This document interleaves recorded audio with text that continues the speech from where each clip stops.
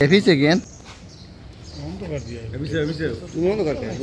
पूरा अंधकार है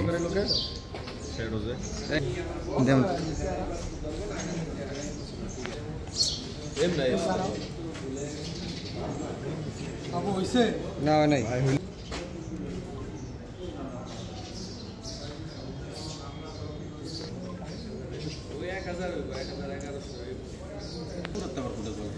একটু মুরত থাকলে হাঁটায় নিয়ে এলি ভালো হইছে এনে একটু দাঁড়াইলে জানাটো ছোট ভাই আগে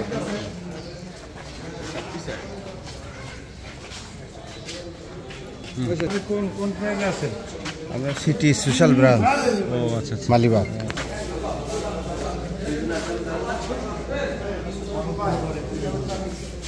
গতকাল রাত্রে অনুমান 11 ঘটিকার দিকে 300 ফিট এলাকায় একটি ককটেল বিস্ফোরণের ঘটনা ঘটে এবং অবিস্ফোরিত 3টি ককটেল উদ্ধার হয়। আমরা জেনেছি এখানে কয়েকজন লোক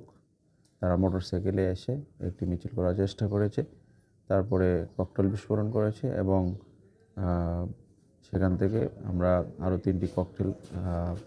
অবিস্ফোরিত অবস্থায় উদ্ধার করেছি। উক্ত বিষয়ে সন্ত্রাস বিরোধী আইনে এবং বিস্ফোরক আইনে থানায় একটি মামলা রুজু প্রক্রিয়াধীন আছে এবং উক্ত সংক্রান্তে আমরা রাতে অভিযান পরিচালনা করে ওই ঘটনার সাথে সংশ্লিষ্টতার অভিযোগে একজনকে গ্রেপ্তার করেছি। আর এই রূপগঞ্জ থানা এলাকায় কোনো ধরনের অপ্রীতিকর ঘটনা যাতে না ঘটে এবং জনজীবন যাতে স্বাভাবিক থাকে এই ব্যাপারে আমাদের তৎপরতা অব্যাহত আছে।